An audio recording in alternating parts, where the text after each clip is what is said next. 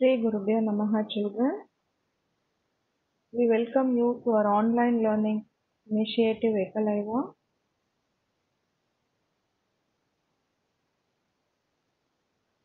Yesterday we started our history unit 4 People's Revolt and we discussed about Veerapande Kattabomman, Pulithevar, and today we are going to discuss about Velu Nachiyar, Marudu brothers, and also about South Indian rebellion.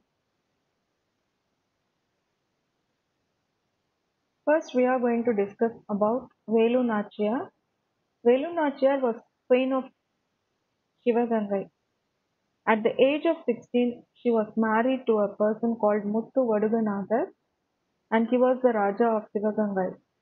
So in 1772, the Nawab of Arcot and the British troops, they invaded Sivagangai and they killed Muthu Vaduganadhar.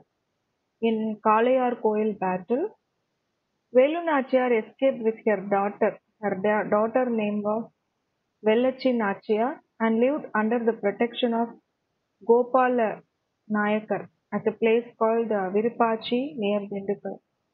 So during that period, she organized an army and employed her agents to find where the Britishers stored their ammunition. She arranged a suicide attack by a faithful follower called Kuili, a commander of Velu Nachiyar. She recaptured Sivagangai and was again crowned as queen with the help of Marudu brothers. She was the first queen to fight against British colonial power in India.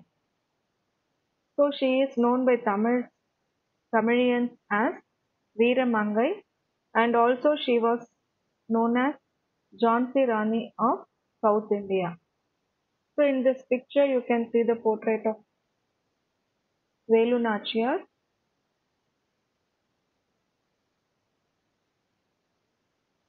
Next, Marudu brothers. Marudu brothers were the sons of Mookaya Palaniyappan.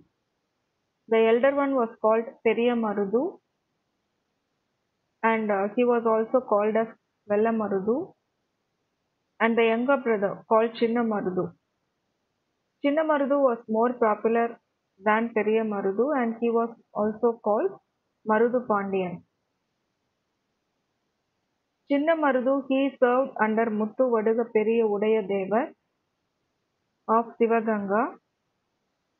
In 1772, the Nawab of Arcot he laid siege of Sivaganga and captured it. So Muthu Vaduganatha Periya Udaya Devar he died in that battle. But after a few months, Sivagangai was recaptured by Marudu brothers and Periya Marudu was enthroned as a ruler. Chinna Marudu acted as his advisor. Due to the terrorist activities against British, he was called as Lion of Sivaganga. In the later half of the 18th century, the rebellion against the British was carried by Marudu brothers in South India.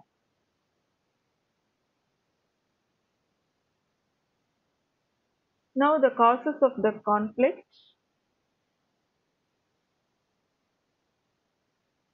Yesterday we discussed how Kattabomman was hanged, isn't it? Kattabomman was hanged to death and his brother Umai and others they fled to Sivaganga where Marudu Pandya gave protection to them. So the merchants of Sivaganga they did not like the interference of the company in their internal politics.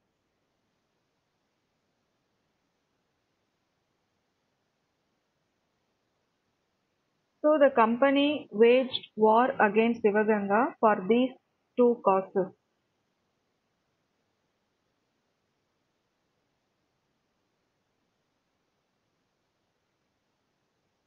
The South Indian rebellion in February 1801, the brothers of Kattabomman Umaiturai and Savataya escaped from Palayam Kotai prison and reached a place called Kamudi. Chinnamarudu took them to Thiruvayal, which was their capital. They reconstructed and their fort at Panchalam Kuruchi, ancestral fort. Yesterday we discussed Panchalam Kuruchi was their capital, isn't it? So the British troops under Colin Macaulay retook the fort in April, and the Palayakarar brothers sought shelter in Sivaganga. So the English demanded Marudu Pandya to hand over them.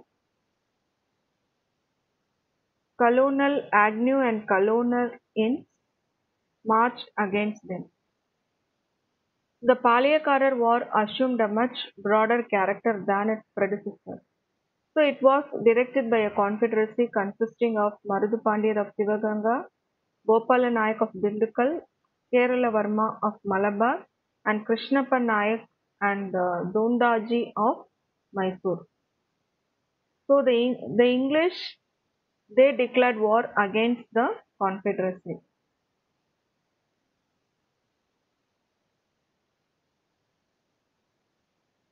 Our next topic is the Tiruchirappalli Proclamation. The Marudu Pandyas, they issued a proclamation of independence called Tiruchirappalli Proclamation in the year 1801. The proclamation of 1801 was the first call to the Indians to unite against the Britishers. So a copy was pasted on the walls of the Nawab's palace in the fort of Trichy and also at Srirangam. So thus Marudu brothers spread the spirit of opposition against the English everywhere. As a result, Palayakarars of Tamil Nadu were on the rally to fight against the English. Chinnamarudu collected nearly 20,000 men to challenge the English army. The British reinforcements were rushed from Bengal, Ceylon and Malaysia. The Rajas of Pudukottai, Ettayapuram and Tanjavur, these people, they supported the British.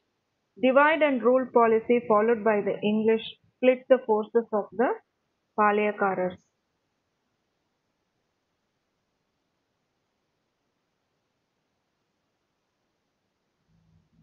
Now the English, they started annexing Sivagangai. English annexed Sivagangai. In May 1801, English attacked the rebels in Tanjavur and Trichy areas. So the rebels went to Piranmalai and a place called Kalayar Koil. They were again defeated by the forces of the English. So in the end, the superior military strength and the able commanders of the British army won the battle. So Britishers, they had a planned army with lot of modern weapons and all. So the rebellion failed and English annexed Sivagangai in the year 1801. The Marudu brothers were executed in the fort of Tirupattur in Ramanathapuram district. Umaiturai and Savataya was captured. 73 rebels were sentenced to Penang in Malaya, then called the Prince of Wales Island. So though they fell before the English, they were the pioneers in sowing the seeds of nationalism in the land of Tamil. Thus, the South Indian Rebellion is a landmark in the history of Tamil Nadu. Although the rebellion was to be categorized in the British records as the Second Palayakara War. So, under the terms of Karnataka Treaty, the British assumed direct control over Tamil Nadu. Totally, the Palayakara system was abolished.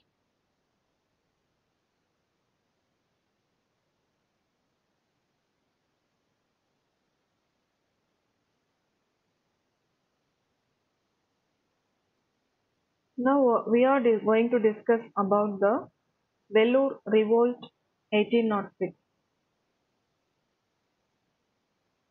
The family members of Tipu Sultan were imprisoned at Vellore Fort after the Fourth Mysore War. We discussed a lot about Mysore War, isn't it, in our previous chapter? Some 3,000 ex-servants and soldiers of Hyder and Tipu had also been moved to the Vellore and their property in Mysore was confiscated. So they were unhappy and they hated the English. In this picture, you can see the Vellore Fort. Vellore Fort consisted of large majority of Indian troops. A good part of it recently been raised in Tirunelveli after the Palyakarar uprisings also. Many of the trained soldiers of the various Palyams were admitted into the English army. Thus the Vellore Fort became the meeting ground of the rebel forces of South India. So in 1803, William Cavendish Bentinck became governor of Madras. So during that period, certain military regulations were introduced, but the sepoys felt that these were designed to insult them.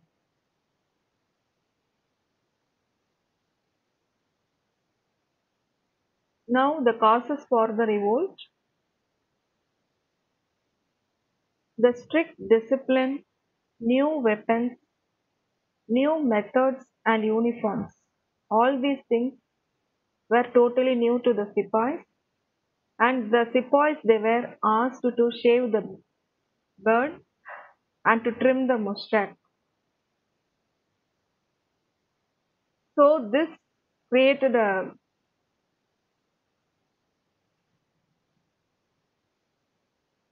lot of problems according to their religious faith. So the wearing of religious mark on the forehead and use of earrings were also banned. So these were the customs of our people. So then the English treated the Indian sepoys as their inferiors.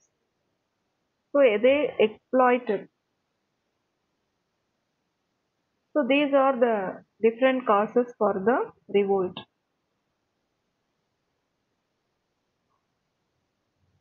Immediate cause for the revolt was in 1806 military general Agnew. He introduced a new turban and it resembled a European hat with a badge of cross on it. So this was popularly called Agnew's turban. So both the Hindu and Muslim soldiers they opposed to wear it.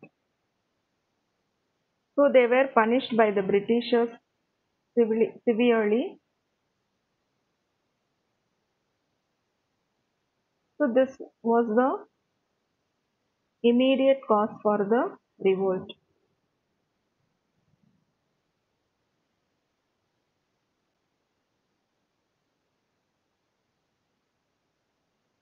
Now course for the revolt. The Indian soldiers were waiting for an opportunity to attack the English officers. In that Tipu's family also participated. In July 10th in the early morning, the native sepoys started the revolt. Colonel Fancourt was their first victim.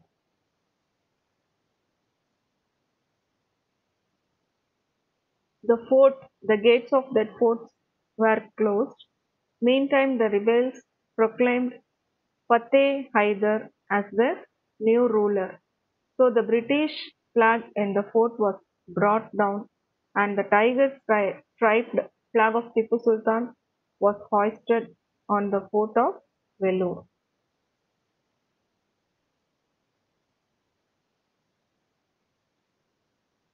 Now suppression of the revolt.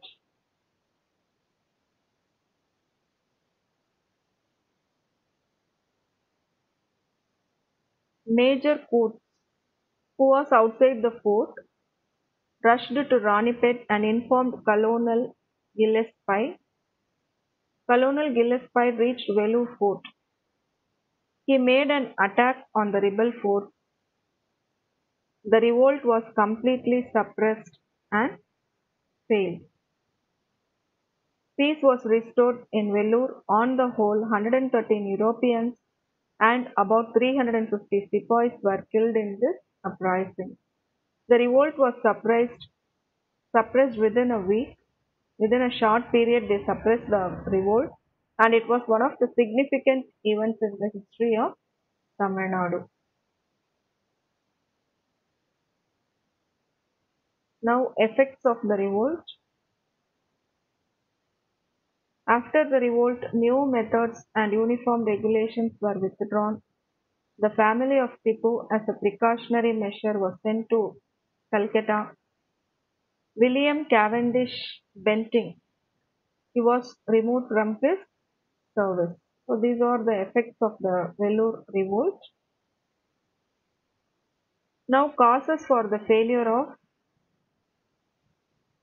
Vellore revolt. There was no proper leadership to guide the soldiers properly, and the rebellion was also not well organized. They didn't follow any plans, and they didn't execute the plans in the correct way. Divide and rule policy of the English. It split the unity of the Indians. So that is the major idea, a big idea followed by the Britishers to tackle our Indian rulers. V.D. Savarkar, he calls the Vellore Revolt of 1806 as the prelude to the First War of Independence in 1857. Okay, tomorrow we will be discussing about the revolt of 1857. Thank you, children.